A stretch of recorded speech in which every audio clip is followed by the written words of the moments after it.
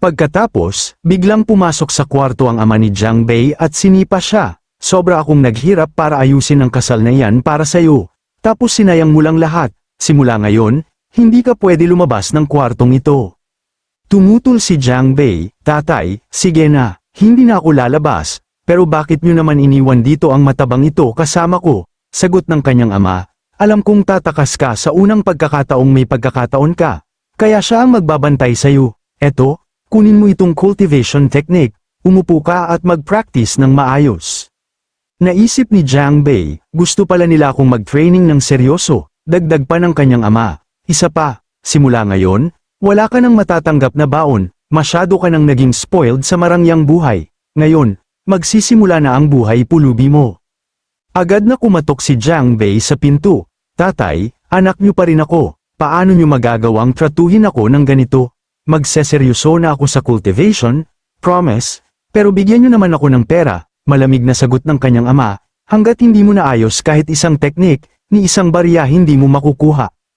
Napabuntong hininga si Jiang Bei sa isip, mukhang hindi makakatulong ang pag-iyak dito, kung gusto ko ng pera, kailangan kong lumakas, sabi ng katulong na si Peigo ng puno ng suporta. Binata, mag-cultivate kayo ng maayos at ipakita nyo sa lahat ang kaya nyo. Naisip ni Jiang Bei, sa kakapagalit ko sa mga taong ito, nakakuha na ako ng mahigit 300 rage points. Tingnan natin kung gaano ako kalakas pagkatapos kong mag-upgrade. Sa sandaling ginamit niya ang mga puntos, bumuhos ang enerhiya mula sa kanyang katawan, may mainit na sensasyon na kumalat sa kanya. Ito pala ang cultivation, gamaan at lumakas ang pakiramdam ng katawan ko. Nag-anunsyo ang system, binabati kita, naabot mo ang unang yugto ng Chi Gathering Realm, subalit, kulang ang natitira mong puntos para mag-level up ng anumang skills. Naisip ni Jiang Bei, kung gusto kong matuto ng skills, kailangan ko ng mas maraming rage points. Kinabahang tanong ni Peigo, binata, okay lang ba kayo? Biglang lumingon si Jiang Bei at ngumisi, ayos lang, nakalimutan ko pala na hindi ako nag-iisa sa kwartong ito. May kasama pala akong pwedeng paglibangan. Agad na nagpanik si Peigo, anong klaseng libangan ang sinasabi niya? Alam ng buong lungsod kung gaano kakaiba ang hilig ng binata. Hindi naman niya ako planong gamitin sa kung anong kakaiba, di ba? Samantala, naisip ni Jiang Bei, kung ganyan ako kakupal at kinamumuhian sa kabisera, malamang napakarami kong kaaway, at ang mga kaaway na iyon ay makatutulong sa akin para lalong lumakas. Pagkatapos ay tanong ni Jiang Bei, Peigo, sagutin mo ako ng totoo, sino-sino ang mga kaaway ko? Kinabahang sagot ni Peigo, binata, wala kayong pera ngayon, kaya hindi posible na kumuha ng babae. Pero kung gusto nyo lang makatikim, ako na lang po. Bago pa siya matapos, sinipa siya ni Jiang Bei. Ano bang katarantaduhan ang pinagsasabi mo?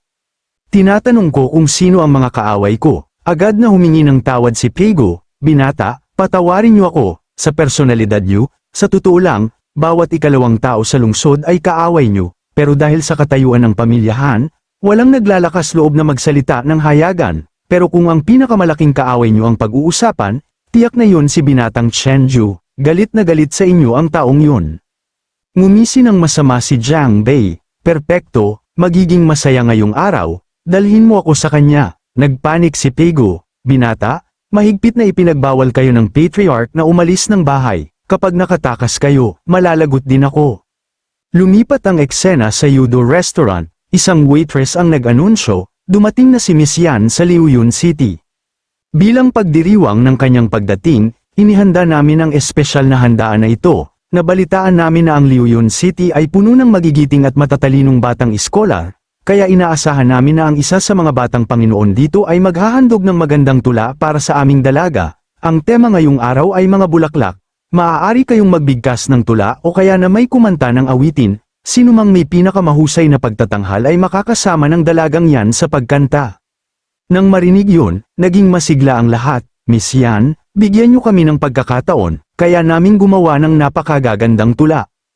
Samantala, naisip ni Jiang Bei, so si Miss Yan ang kinatawan ng restaurant, pero ganun ba talaga siya kaganda kaya lahat ay nababaliw sa kanya? Biglang itinuro ni Peigo ang unahan, binata, nakita ko si binatang Chenju, siya yung nakatayo sa pinakaharap ng mga tao, sinusubukang humanga kay Miss Yan sa pamamagitan ng tula. Sa sandaling makita siya ni Jiang Bei, natigilan siya sa gulat, Kamukhang kamukha ni Chenju ang G*** yun mula sa dati niyang buhay na siyang nagdulot ng kanyang kamatayan. Nooy buong pagmamalaking sabi ni Chenju, Miss Yan, kung tatanungin niyo ang kahit sino sa lungsod na ito kung sino ang pinakabata, pinakamatalino, at pinakagwapong lalaki, lahat ay sasagot ng iisang pangalan, si Binatang Chenju.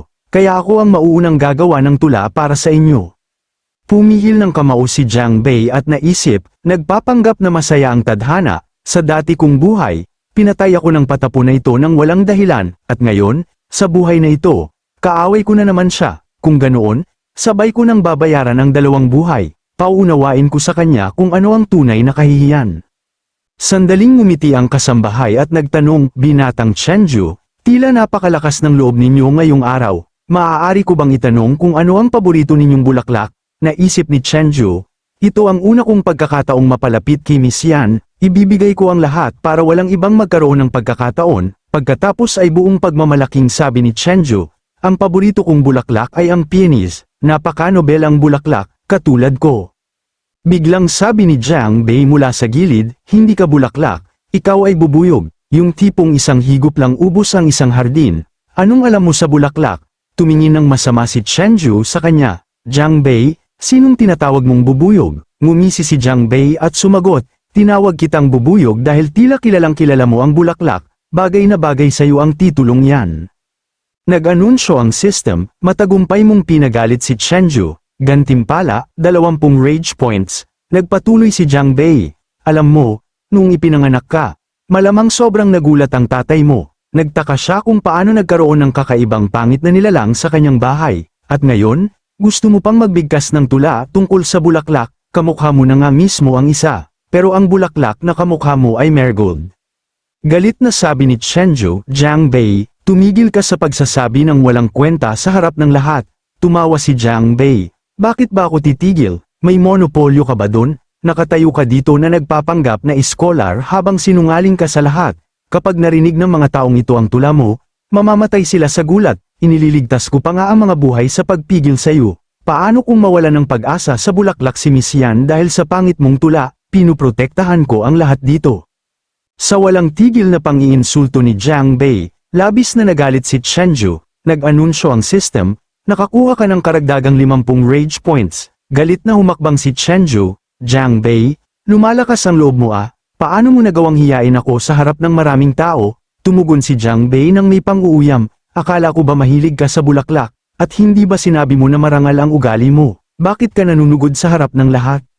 Agad na kumalma si Chenju, naisip niya, nakatitig sa akin si Miss Yan, mukhang hindi siya tipo na mahilig sa away, hindi ko pwedeng sirain ang imahe ko sa harap niya dahil sa gagawang ito, kaya umatras si Chenju at sinabing, hindi ako kasing baba ng uri mo, kaya hindi kita aatakihin. Ngumisi si Jiang Bei sa isip, hanggat nandito ka, patuloy mo akong bibigyan ng rage points, simula pa lang ito ng kahihiyan mo.